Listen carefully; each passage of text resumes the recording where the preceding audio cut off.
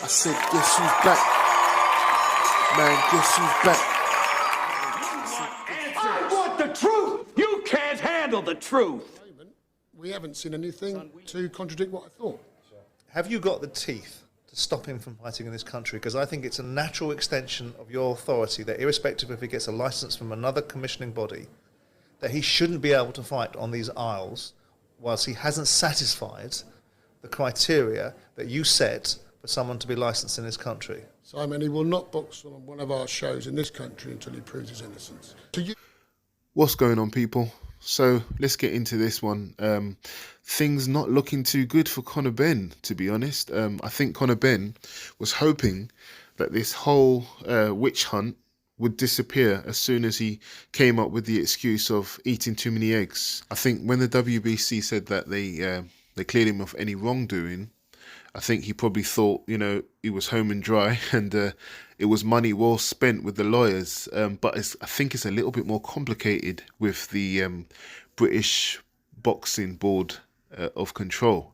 The reason why it's more complicated is because I thought initially, because of the verdict from the WBC clearing him, I thought that the British Board of Control would just follow suit. But it seems as if their standard or burden of proof is different, because the WBC is not really it's not a sanctioning body. It's not a licensing body. It's only the British Board of Control that can license you to box. And in order to become licensed to fight, there is a higher burden of proof.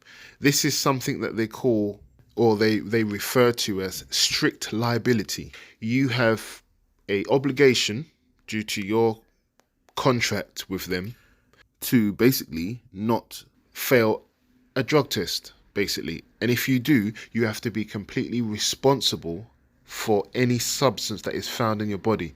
And this responsibility, this strict liability, basically means that you have to prove that you're innocent. Once you've been proven guilty, because they take failing a test as proof of guilt in a way. So you have to now prove your innocence.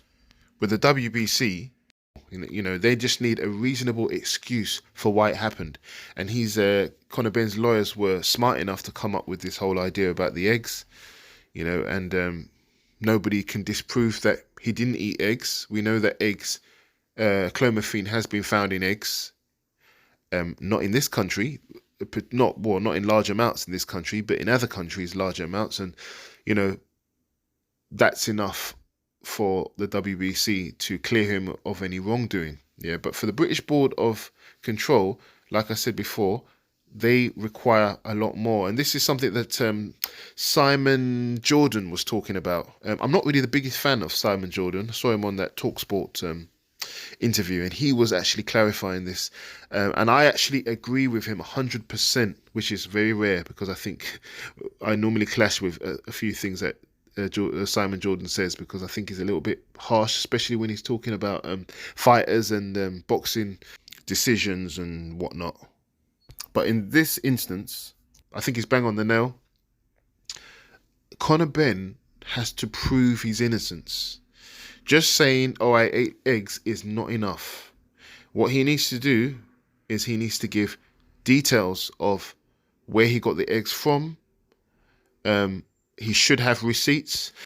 And if he has purchased the eggs in the UK, then they shouldn't contain clomiphene in it, basically, because clomiphene in eggs is illegal in the UK.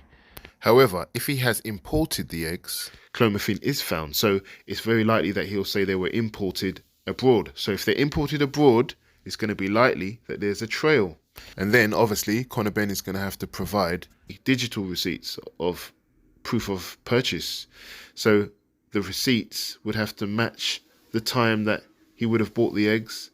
And through that trail, and this is something that Simon Jordan was talking about, through the trail of looking at the receipts, where he bought them from, if it's in America, which part, which manufacturer, and then, maybe even contacting the manufacturer to see if they have clomiphene in the eggs. They really want to go deep and find out exactly where and when he got this from. And if for some reason this trail cannot be verified, then the the chairman of the British Board of Boxing said that Conor Benn will not fight in the UK. His words, that's what he actually said. If he cannot prove his innocence, he will not fight in the UK. And I agree with this, because there must be some evidence. You can't just say I ate eggs, and just because it's hard to disprove, that is proof. That's not proof. You know, so I like the fact that the British Board of Control are really standing up here and making Conor Benn work for his, for his reinstatement. You know, and I'm sure he's quite upset because he probably thought he had this in the bag. But yeah, I think he's going to have to jump through a few more hoops. Let me know if you think it's fair. Do you think he's, him being cleared by the WBC is enough to just say, oh, I ate too many eggs? Especially where prior to the fight, he had never mentioned anything when asked, and he was asked about his diet. Apparently, he never said anything about high consumption of eggs. I think he mentioned that he has an omelette every now and then, apparently, but he didn't mention anything specific about eggs and him getting these eggs or anything like that. So he has to prove this eggs, and now they want to know where he got it from. And obviously, I think they're now looking at specific dates and times and the names of the manufacturers, so they really are looking quite thoroughly into this.